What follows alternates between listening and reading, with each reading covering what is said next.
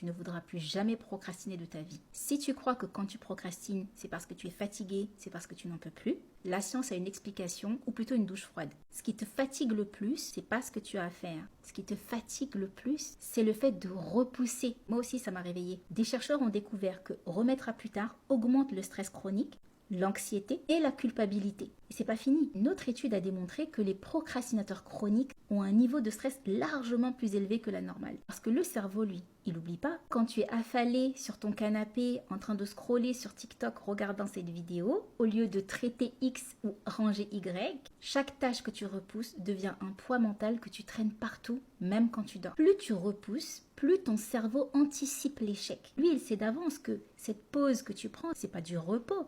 Il sait juste que on a repoussé le moment de faire telle et telle chose. Donc pour lui, il est dans l'attente. C'est comme quand tu laisses ta télé en veille, elle n'est pas véritablement éteinte. Même quand tu penses t'être reposé, ce n'est pas une vraie pause quand tu as repoussé ce que tu avais à faire.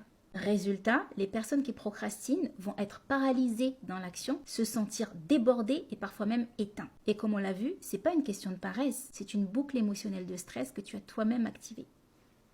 Quand tu procrastines, tu bloques l'énergie du mouvement. Tous les projets que tu as entamés, les idées, les nouvelles idées, les to-do list que tu as commencés sont restés coincés dans ta tête. Et tu sais ce qui arrive quand l'énergie est bloquée? Ça va stagner, ça va s'entasser, ça va s'alourdir. En métaphysique, on dit que ce qui ne circule pas t'épuise. C'est exactement pour ça qu'à la fin d'une journée de procrastination, tu as l'impression de porter un camion sur le dos. C'est le poids de l'inaction qui est en action. Et le pire dans tout ça, c'est que toi, tu dis que ton projet il est à l'arrêt, tu te dis que c'est en train de stagner, ça ralentit, ça n'avance pas. Le sablier de ta vie, lui, il s'est jamais arrêté, il continue de s'écouler. Il n'y a jamais eu de pause en réalité. Et ça, ton cerveau le sait que trop bien. À chaque fois que tu repousses, à chaque fois que tu remets à plus tard, la vie, elle continue, elle avance. Repousser une action, c'est aussi repousser ton destin. En procrastinant, tu ne rates pas juste une tâche, tu rates un rendez-vous avec toi-même. Tu rates un rendez-vous avec un appel de ton âme. Ta mission, ta grandeur. Tu crois que tu vas vraiment pouvoir rattraper ce temps écoulé dans ton sablier?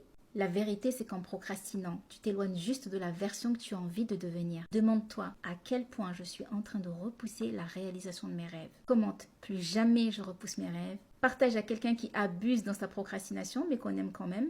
Et on se retrouve sur la prochaine vidéo.